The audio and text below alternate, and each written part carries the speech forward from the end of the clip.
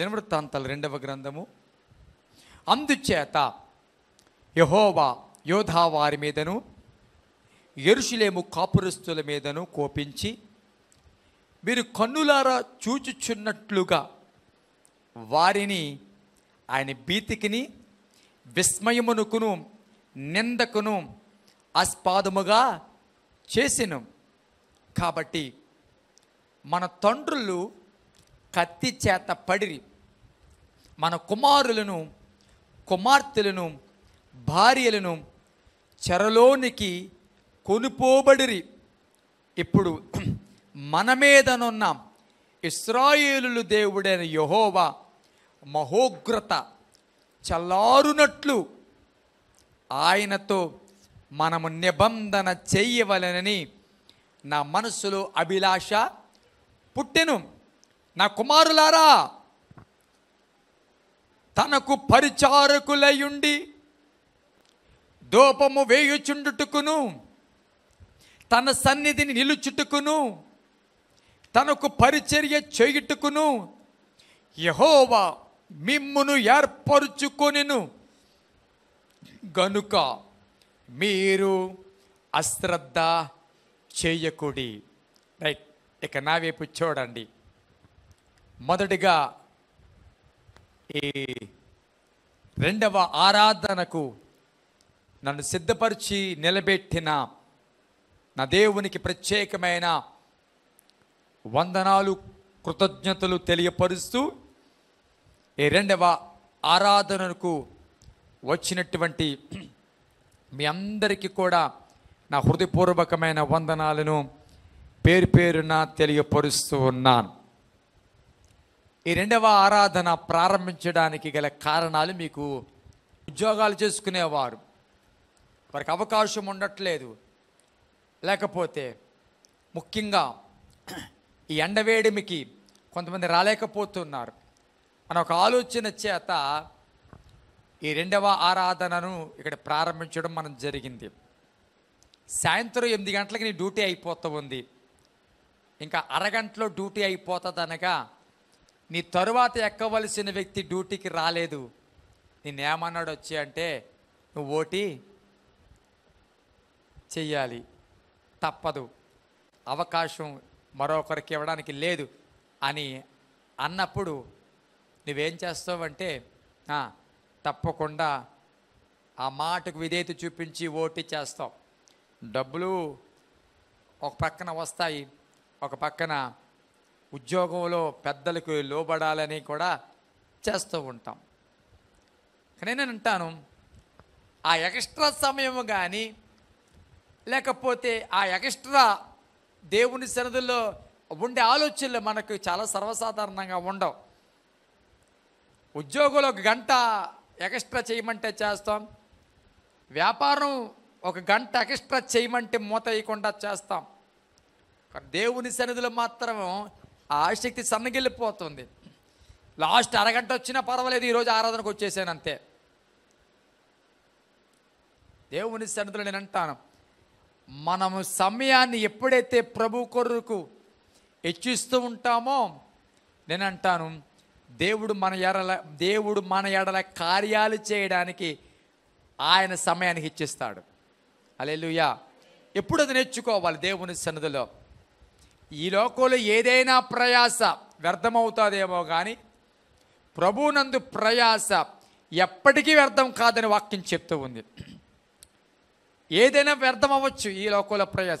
నీ పిల్లల కోసం నువ్వు పడితే ప్రయాసాన్ని వ్యర్థమైపోతుంది. నీ పిల్లల కోసం ఈరోజు నోరు కట్టుకుని ఆశలు చంపుకుని ఆనందాలు చంపుకుని రూపాయి కూడగడుతున్నావో, వారు చదువుల కోసం ఎంతో కష్టపడుతూ ఉన్నాం. ఇంత కష్టపడిన తర్వాత ఒక వయసు వచ్చిన తర్వాత నీ కష్టాన్ని వారు గుర్తిస్తారో లేదో డౌటు. ఒకవేళ ఒక స్థితికి వెళ్ళిన తర్వాత నిన్ను చూస్తారో లేదో డౌటు. వారు నిన్ను ప్రేమగా చూస్తారో లేదో డౌటు. గ్యారంటీ చెప్పలేవు. మరి దానికి కూడా నీ ప్రయాసం వ్యర్థమవుతుందేమో కానీ నా దేవుడు చెప్తున్న మాట తెలుసా, నా పేరట వచ్చి వారికి గిన్నెడు చన్నీళ్ళు ఇస్తే చాలు, నేను మర్చిపోను అంటూ ఉన్నాడు. గిన్నెడు చన్నీళ్ళు కూడా నా దేవుడు మర్చిపోయే దేవుడు కాదండి. నువ్వు ఇచ్చే రూపాయిని కూడా దేవుడు జ్ఞాపకం చేసుకునేవాడు. నువ్వు ఇచ్చే సమయాన్ని దేవుడు జ్ఞాపకం చేసుకునేవాడు. నువ్వు కష్టపడుతున్న ప్రభు కొరకు నువ్వు ప్రయాడుతున్న ప్రయాసను జ్ఞాపకం చేసుకునే దేవుడు. ఆయన ఎప్పటికీ మర్చిపోయే దేవుడు కాదు. మర్చిపోవడానికి నువ్వేం చేసావు అనగడానికి ఆయన నరుడు కానే కాదు. కాబట్టి దేవుని సన్నిధిలో సమయాన్ని హెచ్చిద్దాం. ప్రభు కొరకు సమయాన్ని ఇచ్చిద్దాం. లోకం కొరకు ఎంతో సమయాన్ని ఇచ్చిస్తూ ఉన్నాం. రోజుకి దాదాపు 8 గంటలు కష్టపడుతూ ఉన్నాం. 30 × 8 240 గంటలు నెలకి నువ్వు కష్టపడుతూ ఉన్నావు. ఆ 8 గంటలు లెక్కేసుకుందాం. పోని ఎంతసేపు ఇస్తున్నాం మనం దేవుని సన్నిధికి? దేవుని సన్నిధిలో ఎంతసేపు మోకరిస్తున్నాం? దేవుడికి ఎంతసేపు ఆయనతో మాట్లాడడానికి ఇష్టపడుతున్నాం? నీ సహవాసం ఆయనతో ఎంతసేపు అని ఒకవేళ లెక్క పెడితే గంటల పక్కనెట్టండి, నిమిషాల్లో ఉందేమో. జాగ్రత్త. దేవుని సన్నిధిలో నేనంటాను, ఒకనొక దినాన్ని ప్రభు ముందు నిలబెట్టింది నీ ఉద్యోగం కాదు. అలాగని ఉద్యోగం వద్దు నేను అనన్నాం. ఉద్యోగం అవసరం, లోకంలో బ్రతకడానికి ఉద్యోగం అవసరం, చదువు అవసరం. కానీ నేనంటాను, ప్రభు ముందు నిలబెట్టేది మాత్రం ఇవేవి కాదు. ప్రభు ముందు నిలబెట్టేవి నీ ఉద్యోగము, నీ ఆస్తి, నీ చదువు, నీ జ్ఞానం ఇవేవి కానే కాదు. అవి ఈ లోకం వరకే దాని పరిమితం, దాని ప్రభావం. కానీ ప్రభు ముందు నిలబెట్టేది నీ భక్తే, ప్రభు ముందు నిలబెట్టేది నీ ప్రార్థనే, ప్రభు ముందు నిలబెట్టేది నీ పరిశుద్ధతే. అది తప్పకుండా ఎప్పుడూ కూడా జ్ఞాపకము చేసుకోవలసిన వారమై ఉన్నాము. ఈ రోజుల్లో బోధకులు చాలామంది ఉన్నారు, పాటగాళ్ళు చాలామంది ఉన్నారు, పాటగత్తులు చాలామంది ఉన్నారు, వాద్యగారులు చాలామంది ఉన్నారు. సంఘాలలో విశ్వాసాల సంఖ్య పెరుగుతూ వచ్చింది. కానీ విచారకరమైన విషయం ఏంటంటే ప్రార్థించే సంఖ్య తగ్గిపోతూ ఉంది. ఏ సంఖ్య తగ్గిపోతుంది? ప్రార్థించే సంఖ్య తగ్గిపోతూ ఉంది. ప్రార్థించే సంఖ్య అంతకంతకు తగ్గిపోతుంది. ప్రార్థించేసే ఆసక్తి లేదు, ప్రార్థన చేయగలిగినంత వెసులుబాటు ఈ రోజుల్లో లేదు. ప్రార్థన చేసే అంత ఆసక్తి పనులు కనబడటం లేదు. ఆనాటి ఆదిమ సంఘాలలో ఒక్కొక్క సంఘములు ఒక్కొక్క ఎఫ్రదోతు వారి ప్రార్థన ఆ రోజు సంఘాలను నిలబెట్టింది. సంఘాలలో బలమైన కార్యాలు జరగడానికి కారణమైంది. పగలు 3 గంటలకు పేతురు యోహానులు మందిరానికి ఎక్కి పోవుచుండగా, ఎందుకు ఎక్కిపోవుచున్నారు? ప్రార్థన చేసుకోవడానికి ఎక్కిపోతూ ఉన్నారంట. ఎక్కిపోతూ ఉన్నప్పుడు ఏం జరిగిందో తెలుసా? ఆ శృంగారం అనే దేవాలయం దగ్గర 1 రోజు కాదు, 2 రోజులు కాదు, 4 రోజులు కాదు, కొన్ని సంవత్సరాల నుంచి ఒక వ్యక్తి ఆ శృంగారం అనే దేవాలయం మెట్ల మీద భిక్షమెత్తుకుంటూ ఉన్నాడు, కుంటివాడిగా ఉండి. అందరూ డబ్బులు వేసి వెళ్ళిపోయేవారే. కొంతమంది చూసి జాలిపడ్డారేమో, కొంతమంది ఏ జన్మలో ఏం పాపం చేశాడు ఈరోజు ఇలాంటి బ్రతుకుతున్నాడు అనుకున్నారేమో. నేను అంటాను, మందిరానికి వెళ్ళే వాళ్ళు అందరూ ప్రార్థనా పరులే, మందిరానికి వెళ్ళే వాళ్ళు అందరూ ఆత్మీయులే, మందిరంలో అడుగు పెట్టేవారు అందరూ కూడా వాక్యం విన్నవారే. నేను అంటాను, ఎన్ని సంవత్సరాలైనా మందిరంలోకి వెళ్ళివేరే కనబడతారు తప్ప బయట ఉన్నవాడిని మందిరంలోకి తీసుకెళ్ళినాడు ఒక్కడ కనబడలేదు. ఆ మాట అర్థమవుతుందా? ఎన్ని సంవత్సరాలైనా వాళ్ళు మందిరంలో, వీడు మాత్రం మెట్ల దగ్గర. ఇదే వాడి జీవితం. కానీ పేతురు యోహానులు ఒకరోజు వెళుతూ ఉన్నప్పుడు వారిని చూశాడు. వారిని కూడా అందరిలాగా అడుగుతూ ఉన్నాడు భిక్షం. పైకి కిందకి తొక్కి చూస్తూ ఉన్నాడు, ఏదైనా ఇస్తాడేమో, అందరు ఇచ్చినట్లుగా వీళ్ళు ఏదెత్తారేమో అని అనుకుంటున్నాడు. కానీ పేతురు ఒక అద్భుతమైన మాట అన్నాడు, వెండి బంగారాలు మా యొద్ద లేవు. ఏమి లేవు? వెండి బంగారం మా యొద్ద లేవు. ఈరోజు మన దగ్గర ఉన్నవే అవి. నా మాట అర్థమవుతుందా? వెండి, బంగారం, డెబిట్ కార్డులు, క్రెడిట్ కార్డులు, బ్యాంకులో చెప్పండి బ్యాలెన్స్లు, ఇవే మనకు ఉన్నాయి. నా మాట అర్థమవుతుందా? వెండి బంగారాలు మా యొద్ద లేవయ్యా. వెండి బంగారాలు లేకపోనివ్వండి, కనీసం చిల్లరన్నా ఉండే ఉంటుంది కదా. వెండి బంగారాలు ఉంటే మాత్రం అలాంటి అడుక్కున్న వాళ్ళకి ఎత్తారేటండి అయ్యగారు అన్నట్లుగా చూస్తూ ఉన్నాడు. వెండి బంగారాలు మా యొద్ద లేవు, కానీ గుడి లోపల ప్రార్థన చేసేవారు ఇవ్వలేనిది, బయట ప్రపంచం ఇవ్వలేనిది, ఈ ఎక్కడ ఈ లోకంలో ఎవరు ఇవ్వలేనిది మేము ఇస్తూ ఉన్నామని చెప్పి తండ్రి, కుమార, పరిశుద్ధాత్మ యేసు క్రీస్తు నామములో లే అని అన్నప్పుడు ఆ వ్యక్తి అద్భుతకరంగా లేచి గంతులు వేసుకుంటూ మందిరంలోకి వెళ్ళాడు. హల్లెలూయా, హల్లెలూయా. నేనంటాను, ఆనాడు బయట మెట్ల మీద అడుక్కున్న వాళ్ళని శక్తితో నింపి సూచక క్రియ జరిగించి మందిరంలోకి తీసుకెళ్లే శక్తి ఆ రోజుల్లో ఉంటే, ఈ రోజుల్లో నేనంటాను ఎంతైనా రూపాయి 2 రూపాయలు వేసే స్థితి మనం ఈరోజు. ఆనాడు ఉందేంటి, ఈరోజు లేనిది ఏంటి? నేనంటాను, ఆ రోజు ఉన్న అభిషేకము, ఆ రోజున ప్రార్థనా జీవితాలు ఈరోజు లేకపోవడమే ఈరోజు మన స్థితి ఎట్లాగా ఉంది. ఓ మాట చెప్తాను, ఎవరినో లేపక్కర్లేదు, మనమే కుంటోళ్ళలాగా ఉన్నాం. నా మాట అర్థమవుతుందా? ఎవరినో లేపే వరకు కాదు, అసలు నీకు నీవే లేకలేకపోతున్నావు. నీవే ఒక కుంటివాడిగా బ్రతుకుతున్నావు, నీవే ఒక కుంటిదానిగా బ్రతుకుతూ ఉన్నావు. చదివిన వాక్య భాగం హిజ్కియా కాలం. హిజ్కియా కాలం ఒక అద్భుతమైన రాజు అని చెప్పాలి. ఆఫ్టర్ సో లాంగ్, చాలా కాలం తర్వాత యూదులలో వచ్చిన ఒక మంచి రాజు హిజ్కియా.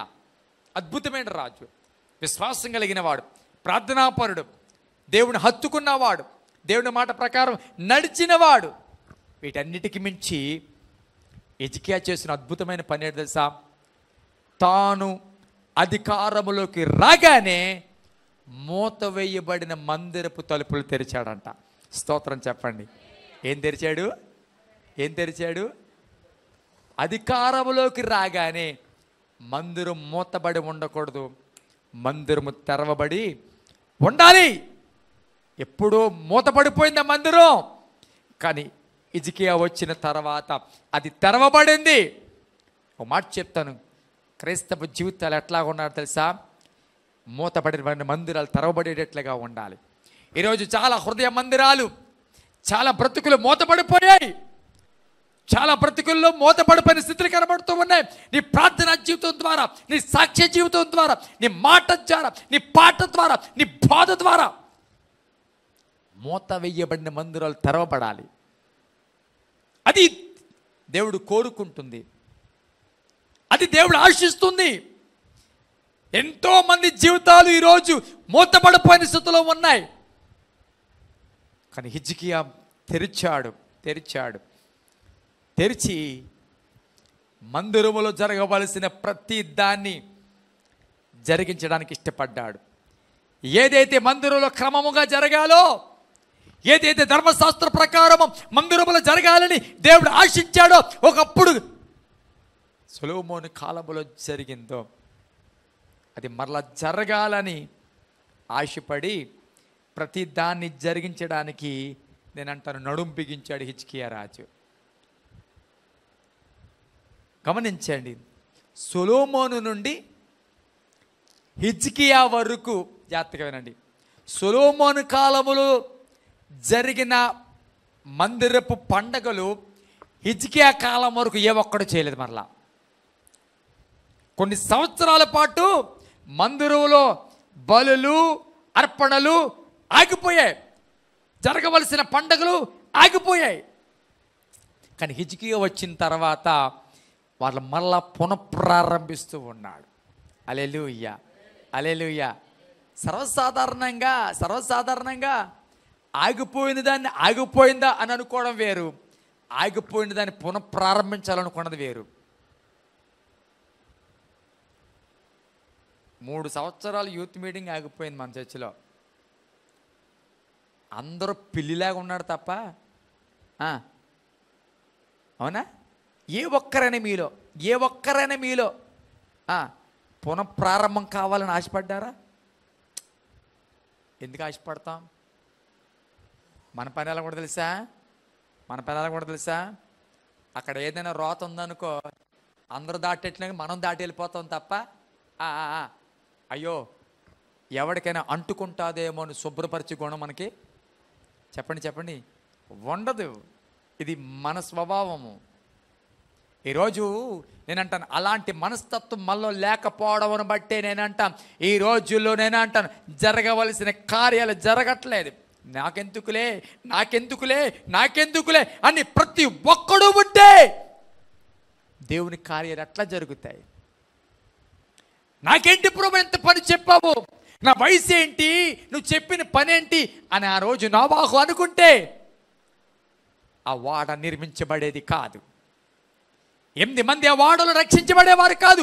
ఈ భూమి మీద మరలా మానవ జాతివి పునఃప్రారంభమయ్యేది కాదు.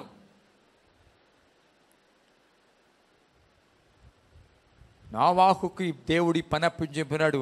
20-30 సంవత్సరాలు కాదండి, అప్పటికే వృద్ధాప్యలో ఉన్నాడు. చూసారా? అప్పగించిన పనిని భుజం మీద వేసుకున్నాడు. హల్లెలూయా. గమనించండి, హిజ్కియా ఆగిపోయిన ప్రతిదాన్ని మనం తిరిగి ప్రారంభిస్తూ ఉన్నాడు. సర్వసాధారణంగా నాయకత్వం వహించేవాడికి చాలా ఓపిక ఉండాలి. ఏముండాలి? ఓపిక ఉండాలి. ఎందుకంటే నాయకత్వం వహించినప్పుడు కొంతమంది బ్రదర్ బాగుంది, మీరు నాయకత్వం తీస్తారు, వెరీ గుడ్ అనేవాళ్ళు ఉంటారు. కొంతమంది ఉంటారు, బయలుదేరాడరా ఏమని చెప్పండి, ఏమంటారు? బయలుదేరాడరా ఉద్ధరించడానికి అనేవాళ్ళు ఉంటారు. కొంతమంది ఎంత మంచి నాయకత్వమైనా లోపాలు ఎత్తి చూపించడానికే ప్రయత్నం చేస్తూ ఉంటారు. కొంతమంది ఎలాగుంటారంటే వాళ్ళు నిలబడరు. చెప్పండి నిలబడే వాళ్ళని నిలబడినెవరు. ఇదే ఈ రోజుల్లో కొంతమంది పరిస్థితులు. వారు చేయరు, చేసేవాళ్ళని చేయనివ్వరు. పలానా దేవుని పనికి నేను ఎంత ఎత్తనాను అని ఏదైనా అమ్మ చెప్పిందనుకో, ఏంటాక బావ పరిస్థితి తెలీదా నీకు, ఇంటి పరిస్థితి తెలీదా, పాస్గా చెప్పినంత మాత్రం చెయ్యెత్తేస్తావు అలాగా లేరంటారు అలాంటి వాళ్ళు. నేను అడుగుతున్నాను, దేవుని సన్నిధిలో నేను అంటాను, ప్రోత్సహించే వారి కంటే నేనే అంటాను ఎక్కువ ఆటంకపరిచేవారు మన జీవితంలో చూస్తాం. అవునా? ప్రోత్సహించే వారి కంటే ఆటంకపరిచే వారిని చూస్తాం ఎక్కువ మన జీవితాల్లో. హిజ్కియా అన్నిటినీ ప్రారంభించడానికి ఇష్టపడుతూ ఉన్నాడు. హిజ్కియా మందిరాన్ని తలుపులు తెరిచాడు. ఇక్కడ ఏమన్నాడు తెలుసా? మంచి మాట. పూర్వపు పరిస్థితిని జ్ఞాపకం చేస్తూ ఉన్నాడు. పూర్వపు పరిస్థితి ఏంటయ్యా? యోదావారి మీదను 8వ వచనం, యెరూషలేము కాపురస్తుల మీదను ఆయన కోపించి మీరు కన్నులారా చూచుచున్నట్లుగా వారిని ఆయన భీతికిని విస్మయమునకును నిందకును ఆస్పదముగా చేసినాం. కాబట్టి మన తండ్రులు కత్తి చేత పడిరి, మన కుమారులను కుమార్తెలను భార్యలను చెరలోకి కొనుపోబడిరి. ఇది అనుభవం, గత కాలపు అనుభవం. హిజ్కియా జ్ఞాపకం చేస్తున్నాడు. గత కాలపు అనుభవాలు మీకు జ్ఞాపకం లేవా? గత కాలపు అనుభవాలు ఏంటో తెలుసా? వారికి ఇచ్చిన అవకాశాన్ని సద్వినియోగం చేసుకోకుండా దేవుడు వారికి ఇచ్చిన ఘనతను అవమానాస్పదముగా మార్చి ఉగ్రత వారి మీదకి వచ్చినట్లుగా చేసుకున్నారు. మన పితరులు దేవుడు ఉగ్రతకు బలైపోయారు. మన తల్లిదండ్రులు కత్తి చేత హతమైపోయారు. మన కుమారులు కుమార్తెలు కత్తి చేత హతమైపోయారు. ఇది గడిచిన అనుభవాలు చెబుతూ ఉన్న పాఠము. అనుభవాలను చూసి నేర్చుకోకపోతే ఎట్లా?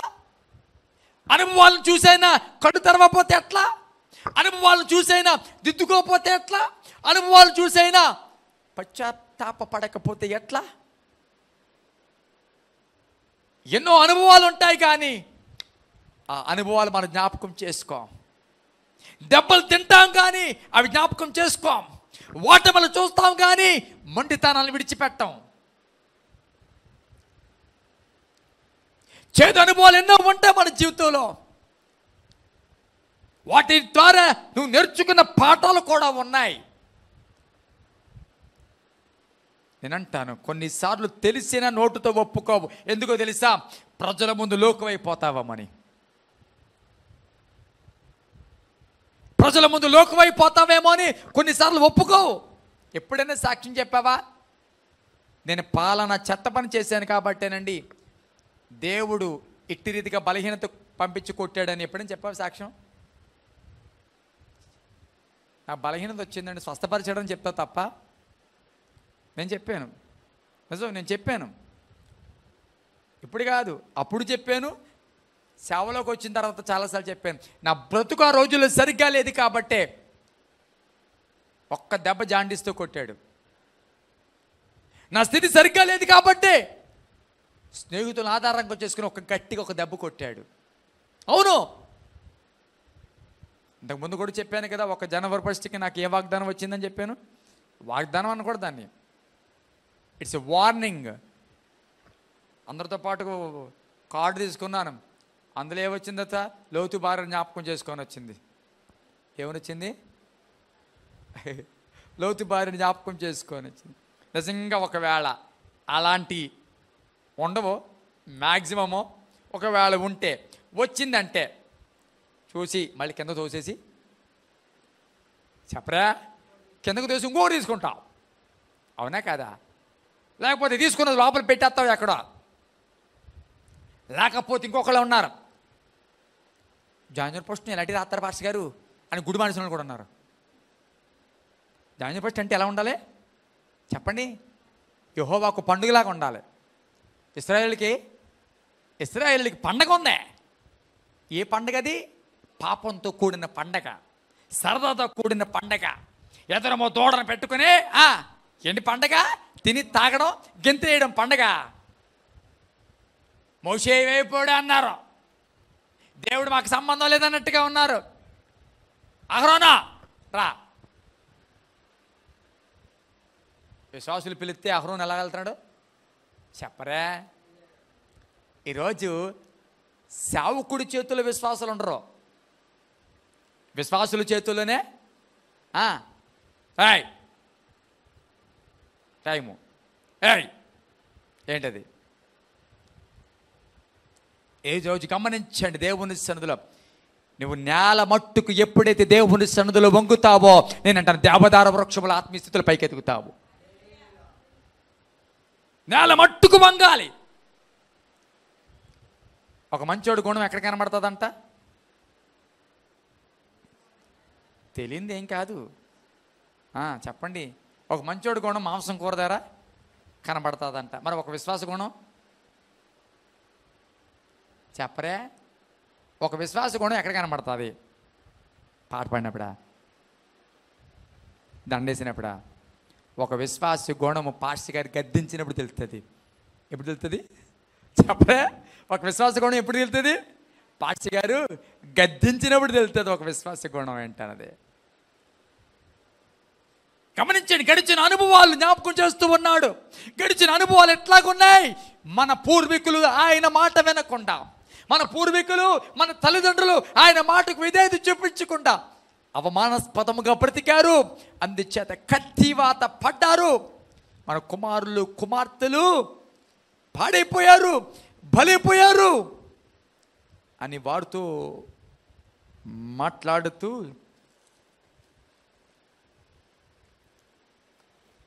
కాబట్టి మన తండ్రులు కత్తి చేత పడిరి, మన కుమారులను కుమార్తెలను భార్యలను చెరలోనికి కొనుపోబడిరి.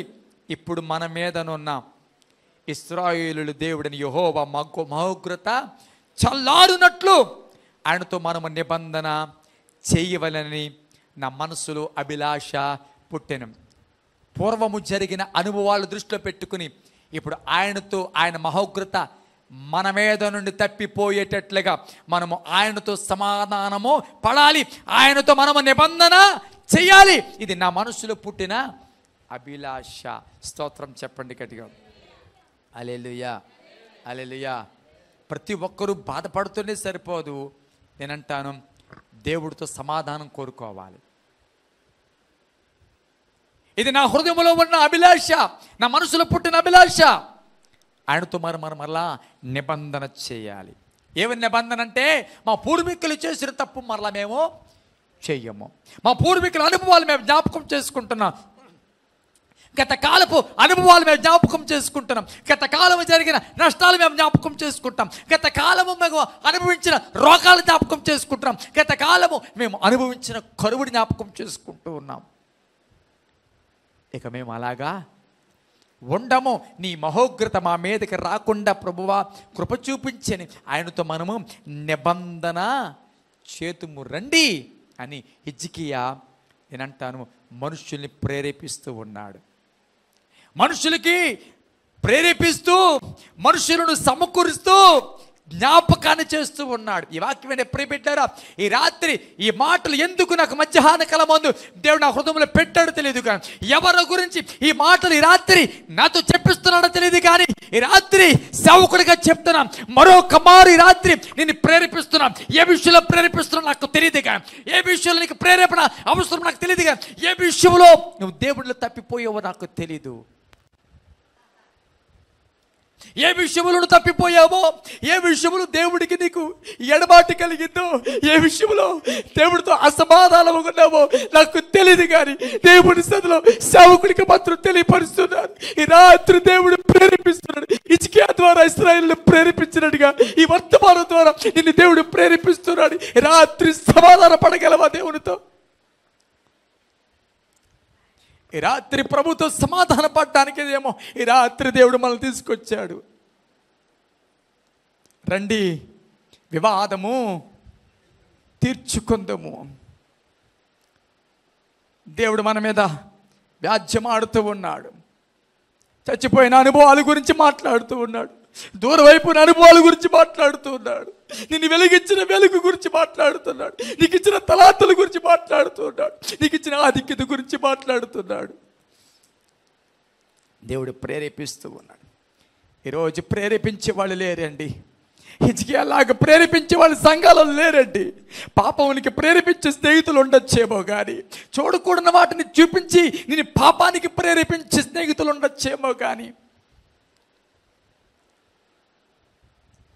దేవుడితో సంబంధాన్ని కలిపి ప్రేరేపించే దైవజనులు కరువైపోయారు.